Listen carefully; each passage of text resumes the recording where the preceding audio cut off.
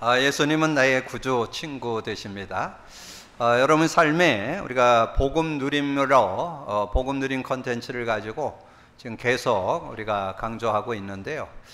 제가 이렇게 주변 좀 몇 사람들 이렇게 만나보고 후대들 만나보니까 실제로 복음 누림 속으로 좀 안 들어가는 것 같아요. 그냥 뭐 복음 누림 했냐라니까 뭐 몇 번 읽어봤다 뭐 이런 분들도 좀 있고 좀 뭐 몇 번 외우기도 좀 하고 이랬는데 여러분 우리의 체질은 여러분 나름대로 경험했던 그런 지식들이 있고 또 우리가 신앙생활 뭐 5년, 10년, 20년 뭐 거의 50년 한 분들도 있는데 자, 그거를 바꾸려면 여러분 어떻게 해야 되느냐?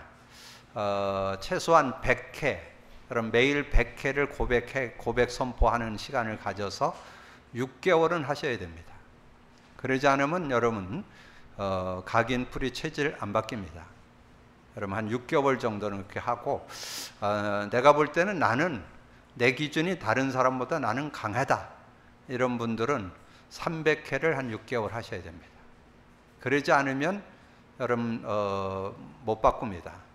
여러분 정말 바꾸셔야만 복음 누림 속에서 여러분 삶이 되고 일이 되고 여러분의 사역, 미래 모든 것 되어지려면 누려야 됩니다. 그래서 여러분 꼭 오늘부터 새롭게 좀 도전하셔서 여러분 복음 누림 속으로 들어가는 여러분이 되기를 주님의 이름으로 축복합니다. 그래서 여러분 다 뭐 작년이든 우리 후대들이든 다 복음 누림을 완전 개인화, 생활화, 체질화 하지 않으면 여러분 승리 못합니다. 여러분 구원 받았어도 삶을 승리하면서 사는 지름길 복음 누리셔야 됩니다. 여러분 꼭 기억을 하시고 그리고 저는 이번 주에 중요한 응답을 하나님의 은혜 가운데 받게 됐습니다. 제가 이제 신학을 하고 이렇게 목회자가 되어서 교회를 움직인 지가 30년 되었잖아요. 31년 차잖아요. 근데 제가 신학 속에 들어가게 된 것이 이제 그런 질병으로 인해서 이제 들어가게 됐잖아요. 그래서 제가 이 복음을 예수가 그리스도됨을 깨닫고 그걸 계속 고백 선포하는 그 그리스도의 의미, 근본 문제에 완전 답이 나와야 나의 영적 문제, 정신, 육신 문제가 해결된다. 이런 중심 가지고 거의 10년을 제가 그 고백 선포를 하면서 인도를 받았습니다. 그래서 8년 차 되면서 치유의 증거가 나오기 시작하면서 약 12년 되면서 치유되는 그런 응답을 받았습니다. 그래서 이 복음의 능력은 여러분을 전인격적으로 치유하는 그런 능력이 들어 있습니다. 영적으로, 정신적으로, 육신적으로 삶을 완전히 바꾸는 그런 능력이 들어 있기 때문에 여러분이 복음 누림을 개인화, 생활화, 체질화하는 여러분 되어주시기 바라고, 그리고 현장에서 제가 하나님이 주신 은혜인 것 같아요. 어떻게 하면 우리 제가 만나는 분들을 제대로 좀 도와줄까. 그래서 제가 침례교에서 자랐기 때문에 성경 공부를 많이 했습니다. 뭐 새가족 새신자 청소라든가 뭐 베델 성경 공부라든가 크로스웨이 성경 공부라든가 뭐 별의별 성경 공부를 제가 많이 하고, 또 저는 또 하나님의 은혜로 이 선교 단체하고 많이 좀 이렇게 가까이 지나면서 특별히 CCC맨들하고 지나면서 그 성경 공부 10단계 성경 공부 그 교재라든가 또 IBF 팀들하고 만나면서 거기에 소책자가 참 좋은 것들이 많이 나왔어요. 제가 그것도 많이 이렇게 좀 찾아서 읽고 그렇게 하고 소그룹 성경 공부를 제대로 해야 되겠다. 그래서 제가 신학대학 들어가서 4년 동안 교수님하고 학부 생활할 때 4년 동안 제가 소그룹 성경 공부 훈련을 받았습니다. 근데 제가 복음을 제대로 깨닫고 나니까 지금 우리 교회나 선교단체에서 하는 성경 공부에 하나 빠진 게 있어요. 복음 누림. 그리스도 관점으로 보는 성경 공부가 아니고 그냥 거의 그냥 영적 지식 공부, 뭐 나쁠 건 없죠. 그래서 제가 2008년도에 그 모든 교재를 그리스도 관점으로 본 성경 공부를 해야 되겠다. 그래서 그리스도 관점으로 본 성경 공부라는 논문을 썼습니다. 목대원에서 제가 그것을 이렇게 쓰게 됐는데 그래서 저는 이제 확인하게 됐습니다. 최근에 와서 제가 그렇게 인도받았던 그런 모습이 야 정말 많은 신앙인들 그렇다고 제가 뭐 신앙생활을 이렇게 들쑥날쑥하고 뭐 어쩌다 교회 다니고 그런 모습이 아닙니다. 모태신앙이고 30년 신앙생활 하면서 주일을 한번 범한 적이 없고, 지금 60여 년 신앙생활 하면서 제가 주일을 빠져본 적이 없어요. 그리고 교회의 모든 걸 다 하고, 그리고 제가 뭔가 이게 신앙생활을 잘해보려고 또 목회자가 돼야 되니까 제가 신학대학 들어가서 성경을 20독 정도 하고, 이 암송을 400~500구절. 그 이제 그때 시험이 막 그 요절을 써서 시험을 봤기 때문에 외울 수밖에 없는 상황이라서 제가 그렇게 했는데도 말씀이 능력이 안 되는, 말씀이 능력이 됐으면 저희가 굉장히 힘을 얻고 답을 얻을 텐데, 조금 뭐 남다른 그런 어떤 의미는 같지만 실제적인 의미는 제가 복음 누림을 하면서 깨닫게 됐습니다. 그래서 지금 복음 누림을 제가, 여러분들은 지금 한 8년 정도 했지만 저는 30년 정도 한 것 같아요. 제가 피부 질환으로 한 10여 년 하고, 그 다음에 어떻게든지 성경 공부, 말씀 공부하는데 그리스도 관점, 복음 관점으로 보려고 하는 그런 중심을 가지고, 그 다음에 설교도 복음 관점으로 본 설교, 그런 중심으로 이렇게 인도받은 거를 돌이켜 보니까 약 30년 됐더라고요. 그래서 최근에 와서 눈 열린 것이, 성경이, 하나님의 말씀이 복음 관점으로 보이는 그런 축복을 얻게 됐습니다. 그래서 여러분에게 간단히 얘기하는 얘기지만 그것이 30년에 쌓여서 나오는 내용입니다. 그래서 여러분, 구약의 주제 요절 뭐예요? 창세기 3장 15절 메시아. 근데 메시아 언약을, 그 의미를 깨닫고 임마누엘을 누려야 되거든요. 구약은 뭐예요? 메시아와 임마누엘이잖아요. 근데 메시아 의미를 알아야 임마누엘이 사실화됩니다. 그래서 제가 이번 주 화요일 날 딱 깨닫게 됐어요. 지난 화요일 날 깨닫게 된 거, 성경이 그냥 복음의 의미를 누려야만 승리한다, 이게 딱 정리가 되는 거예요. 그래서 창세기 4장 4절 그 아벨 나오죠. 하나님이 아벨의 제사는 받았더라, 그런 내용 나오죠. 아벨의 제사를 왜 받았을까요? 아벨이 메시아의 의미를 알았기 때문에. 그래서 하나님이 그 피제사를 받았다는 거. 그리고 창세기 6장 14절에 보면 방주 나오죠. 그래서 많은 사람들이 노아가 방주 언약 잡았다, 그건 다 알아요. 근데 방주의 의미가 메시아인데, 메시아 의미를 노아가 알고 믿었다고 아는 사람은 거의 없어요. 그냥 메시아 언약 잡았다, 그것까지는 알지. 그러나 그 의미를 알아야 승리하죠. 그래서 거기 나오잖아요. 6장 8절에 노아는 의인이요 완전한 자라, 하나님과 동행했더라. 그 의미를 제대로 알고 누렸기 때문에 정말 아무도 알아주지 않는 그 방주 짓는 일을 120년이나 그렇게 할 수 있었던 것은 의미를 알았기 때문에 그렇게 됐다는 거. 그리고 여러분 잘 아는 창세기 12장 1절에 보면 아브라함에 대한 얘기 나오죠. 갈대아우를 떠나서 가나안 땅에 들어가는데, 내가 내게 보여줄 땅으로 가라. 그게 가나안 땅이요. 그게 가나안 땅이 메시아 언약입니다. 그 메시아 언약을 제대로 알고 그 안에서 인도받아서 아브라함을 믿음의 조상, 믿음의 시조 그러잖아요. 근데 우리가 말씀 나눴잖아요. 아브라함이 그 메시아 의미 피언약 깨닫는데 24년 걸렸다는 거. 근데 그거를 여러분이 알고 그 내용을 봐야, 그러면 구약을 여러분이 볼 때, 구약 성경을 볼 때 정말 그 방주, 가나안, 그 메시아 언약의 의미를 가지고 임마누엘을 누려야 제대로 누리는.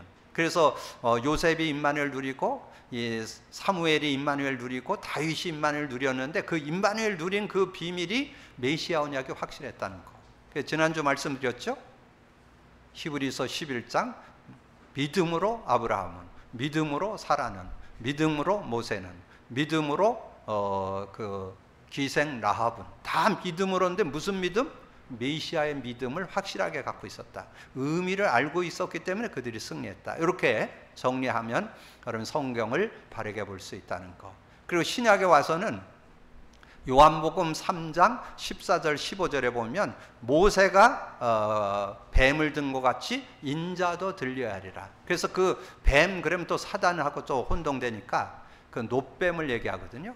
노뱀을 장대에 들었을 때 그 뱀에 불뱀에 물렸던 사람들이 다 노뱀 쳐다보고 살았던. 그래서 예수 믿으면 영생 얻는다. 그래서 주제요절이 3장 16절이잖아요. 하나님이 세상을 이처럼 사랑하사 독생자를 주었으니 이는 저를 믿는 자마다 멸망치 않고 영생 얻게 된다. 그래서 노뱀이 곧 예수님이시걸. 그래서 예수 믿을 때 영생 얻는 그런 내용을 설명해 주고, 요한복음 6장 내용에 가보면 만나가 나옵니다. 이 만나에 대한 내용을 쭉 설명하고 결론으로 주는 메시지가 49절입니다. 너희 조상들은 광야에서 만나를 먹었어도 죽었거니와 이는 하늘에서 내려오는 떡이니 사람으로 하여금 먹고 죽지 아니하게 하는 것이니라. 나는 하늘에서 내려온 살아있는 떡이니 사람이 이 떡을 먹으면 영생하리라. 내가 줄 떡은 곧 세상의 생명을 위한 내 살이니라. 예수님이 생명의 떡이라는 그런 내용이죠. 그러면서 그 6장 33절에 살리는 것은 영이니 육은 무익하니라. 내가 너에게 이른 말은 영이요 생명이니라. 그렇게 말씀해 주시고, 그 다음에 요한복음 19장 30절에 보면 다 이루었다 나오죠. 다 이루었다는 것은 제가 계속 설명드렸죠. 그 그리스도의 의미가 들어있다는 것. 그래서 신약의 성도들은 이 마태복음 10장 16절과 그리스도의 의미, 그거를 깨닫고 성령의 임재, 성령과 함께 사는 삶은 승리했다. 이게 신약 성경이에요. 그렇게 돼야. 근데 이게 제가 이렇게 돌이켜 보니까 제가 모나지 않게 신앙생활을 60여 년 했고, 신학대학, 신학대학원 그런 공부들을 하고 그렇게 하고 인도받았는데, 제가 돌이켜 보니까 대학이나 대학원 다니면서 복음 누림을 못 배웠어요. 그걸 가르쳐주는 교수님이 없었던 것 같아요. 제가 많은 그런 것을 배우려고 많이 노력하고 애썼는데 못 배웠어요. 그리고 지금 많은 주변에 지금 목회자들 있잖아요. 제가 지금 목회자들하고 수시로 포럼해 보는데 복음 누리고 있는 목회자 만나기가 어려워요. 아직도 못 만나봤어요. 그래서 정말 이런 부분을 볼 때 여러분들이 정말 얼마나 축복의 자리에 있는지, 이 복음 누림 속에 들어왔다는 것은 여러분 모든 삶이 누려지는 삶이 되어지고 성경이 복음 관점으로 보이는 그런 축복은 복음 누려야만 됩니다. 오늘 결단하세요. 하루 100회씩 6개월 하겠다. 여러분 300회씩 6개월 하겠다. 그래야 여러분 시대적인 축복 받을 수 있습니다. 복음 누리시기를 주님의 이름으로 축복합니다. 자, 그렇게 되어지면 성경이 보이기 시작하는데, 오늘 여러분 잘 성경을 조금 읽은 사람들에게는 이 발람에 대한 얘기를 많이 알더라고요. 근데 조금 여러분이 좀 발람에 대해서 좀 이해해야 될 것은, 제가 볼 때는 우리 기독교에 좀 이렇게 온전한 선지자는 아니었다고 봐요. 그냥 불신자 중에 뭔가 이렇게 그래서 보통 이렇게 발람을 얘기할 때 복술사였다 이렇게 표현을 하잖아요. 그래서 복술사, 이게 점술가 그런 사람이었는데, 그러니까 점술가는 어때요? 점술가는 어떤 특징이 있어요? 그냥 누구든지 신으로 이렇게 하는 거죠. 그래서 여호와 하나님을 의지한 것도 한 신을 섬기는 차원에서 의지한 거예요. 그러니까 우리말로 표현하면 한 종교인의 모습이죠. 발람이 종교인의 모습. 그러면서 거기서 한 걸음 더 나가서, 그러면 신앙인 중에 종교인도 많다는 거. 신앙생활 하면서도 복음 모르고 신앙생활하는 사람 많고, 복음 알아도 누림까지 못 들어가는 사람들 많아요. 그래서 결국은 신앙생활 하면서 그냥 하나님을 의지는 하기는 하는데 실제 의지는 안 해요. 자기 어떤 동기나 어떤 그 욕구가 있으면 거기에 휘말려 부드는. 그러면 오늘 발람이 어디에 쏘갔어요?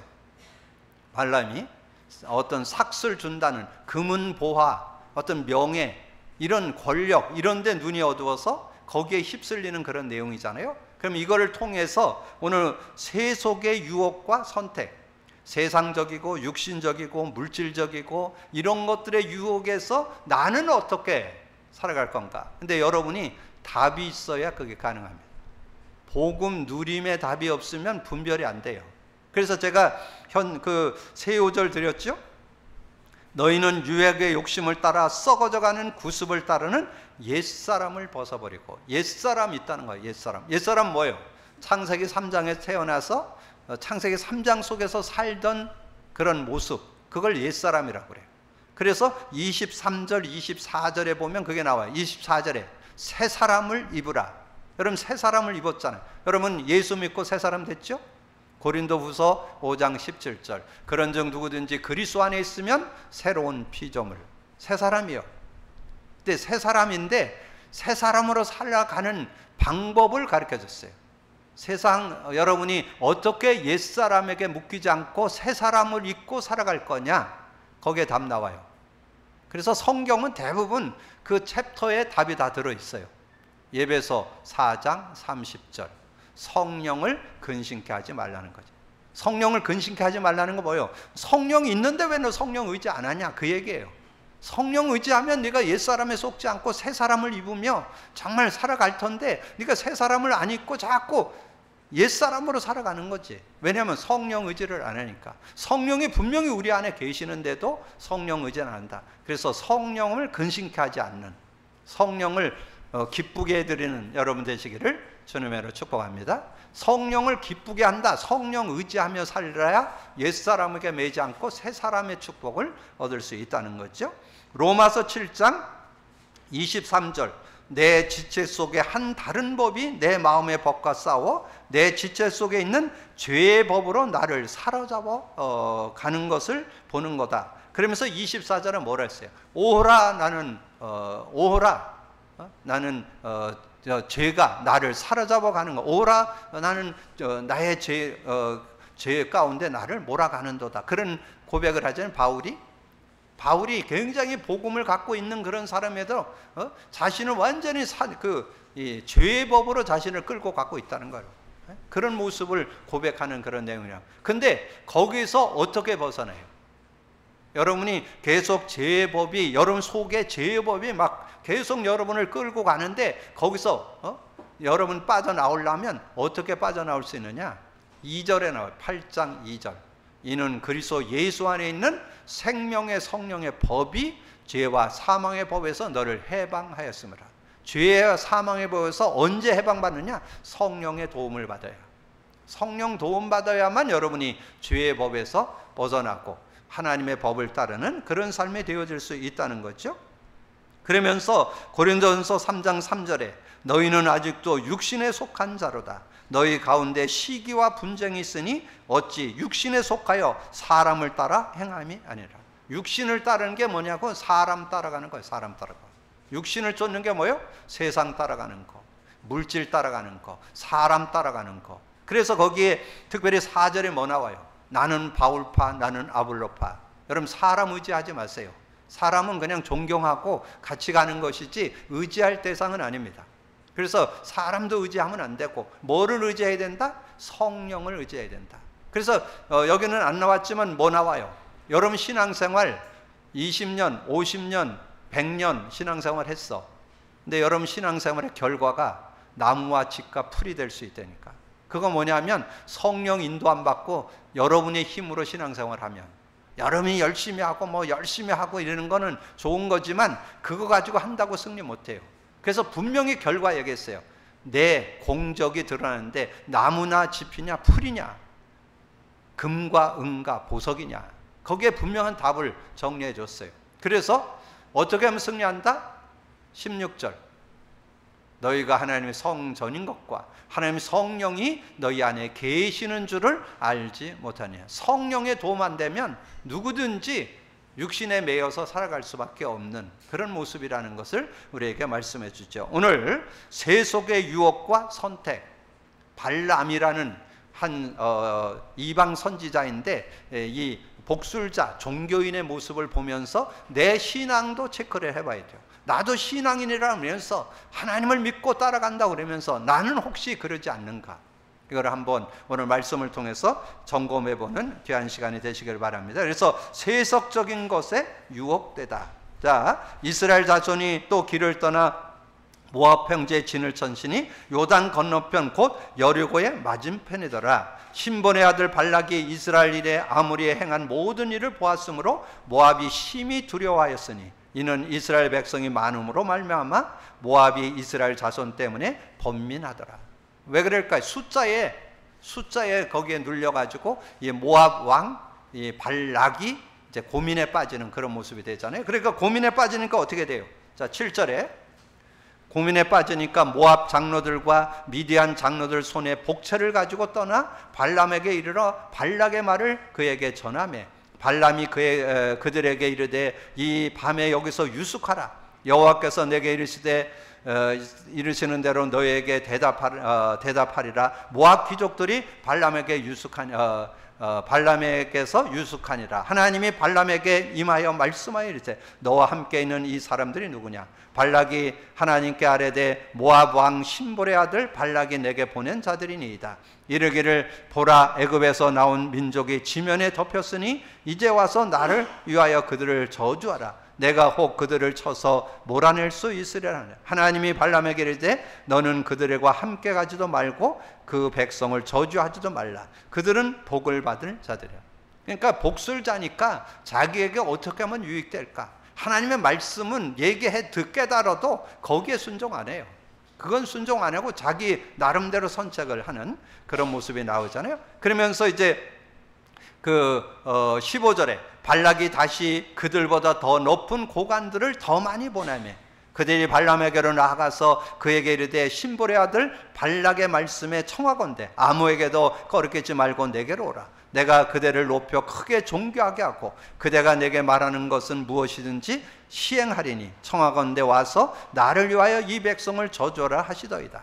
발람이 발락의 신하들에게 대답하여 이르되 발락이 그 집에 가득한 은금을 내게 줄지라도 내가 능히 여호와 내 하나님의 말씀을 어겨 덜하거나 더하지 못하겠노라. 그런즉 이제 너희는 이 밤에 여기서 유숙하고 여호와께서 내게 무슨 말씀을 더하실는지 알아보리라.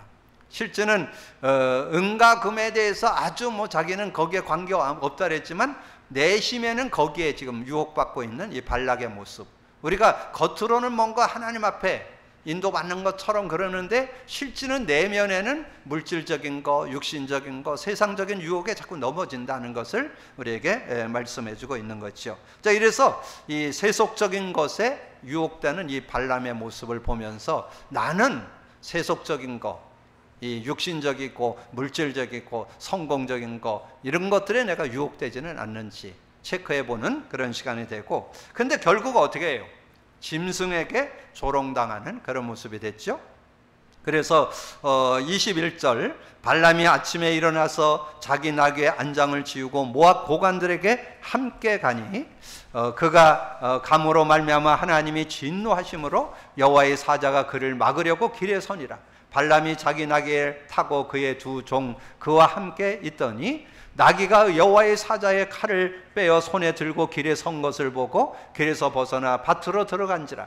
발람이 나귀를 길로 돌이키며 채찍질하니 여호와의 사자도 포도원 사이에 좁은 길에 섰고 좌우에 담이 있더라. 나귀가 여호와의 사자를 보고 몸을 담에 대고 발락의 발을 그 담에 짓누르매 발락이 다시 채찍질하니 여호와의 사자가 더 나아가서 좌우로 피할 데 없는 좁은 곳에 선지라. 나귀가 여호와의 사자를 보고 발람에게 엎드리니 발람이 노하여 자기 지팡이로 나귀를 때리는지라.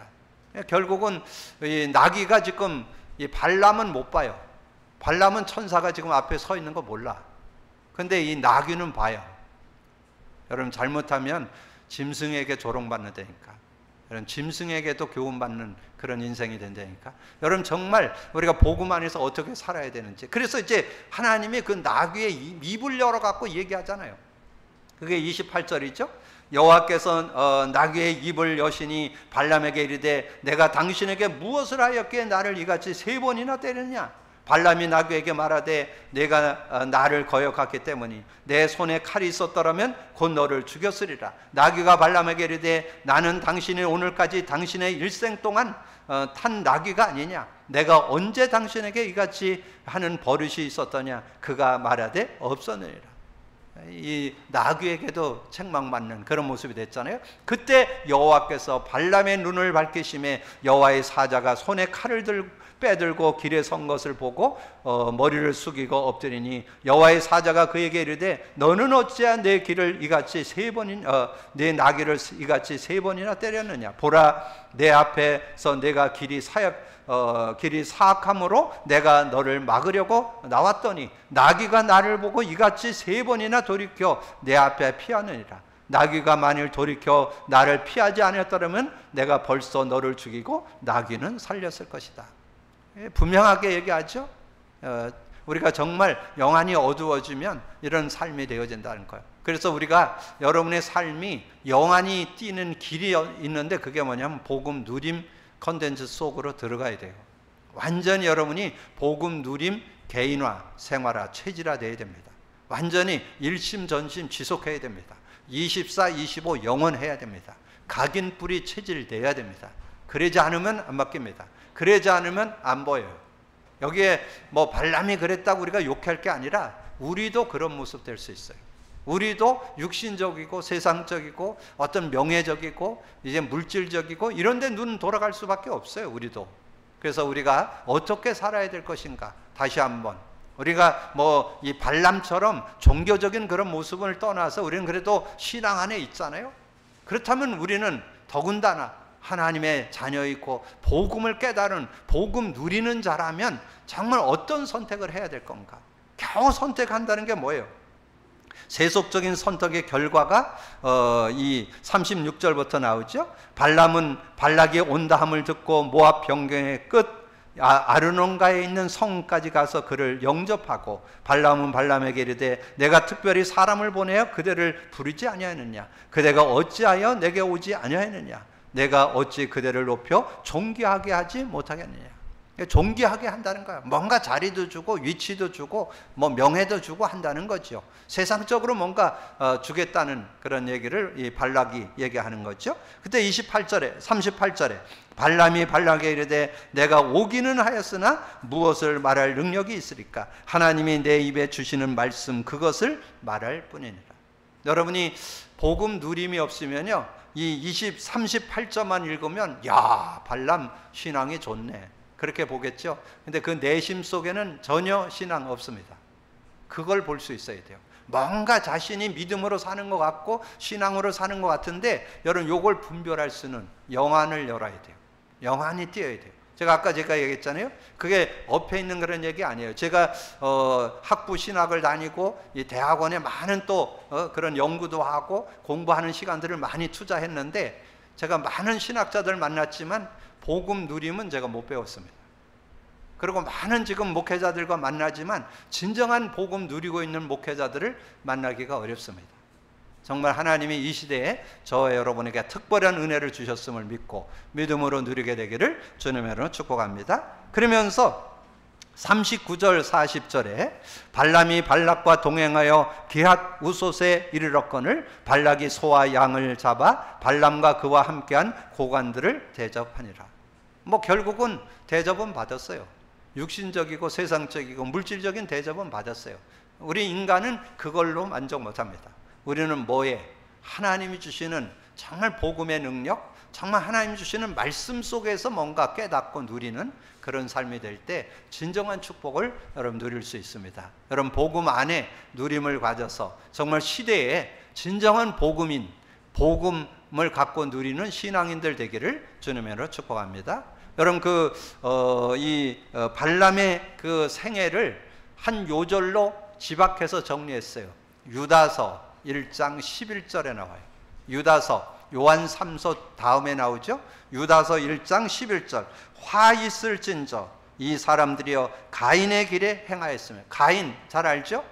가인 아담 하와의 자녀였는데 그 메시아 언약을 제대로 못 잡았던 사람 가인 똑같은 아들 똑같은 자녀였는데도 불구하고 언약 제대로 가졌던 아벨 언약을 제대로 잡지 못했던 가인에 대한 얘기고 그 다음에 삭슬 위하여 발람의 어그러진 길로 몰려갔으며 이 삭 뭔가 대가 뭔가 자기 어떤 유익을 위해서 영적인 그런 축복을 놓치고 살았던 모습을 발람을 통해서 우리에게 교훈해 주는 그런 내용이잖아요. 이런 말씀들을 여러분 잘 보고, 그래서 우리는 뭐 이 발람 같은 정도는 뭐 그럴 수밖에 없다래도 우리조차도 신앙을 갖고 믿음을 갖고 복음을 갖고 있으면서도 분별력 없이 자꾸 육신적이고 세상적이고 이런 데 자꾸 우리가 유혹돼서는 안 되겠다. 여러분 그런 교훈을 받는 시간이 되시길 바랍니다. 그리고 고라의 패역을 따라 멸망을 받았대. 이 고라가 결국은 불순종해서 그 가족들이 다 죽게 되는 그런 모습이 있었죠. 그래서 여러분이 정말 복음 안에서 어떻게 살아야 될 것인가, 오늘 세속의 유혹과 선택, 특별히 서두에 말씀드렸던 내용들 여러분 좀 참고하셔서 이제 정말 복음 누림을 해도 되고 안 해도 되는 게 아닙니다. 완전 각인풀이 체질되지 않으면 여러분 승리할 수가 없어요. 근데 그거를 실제화시킨다면 여러분이 하루 100회씩 해서 6개월은 하지 않으면 내 거 안 됩니다.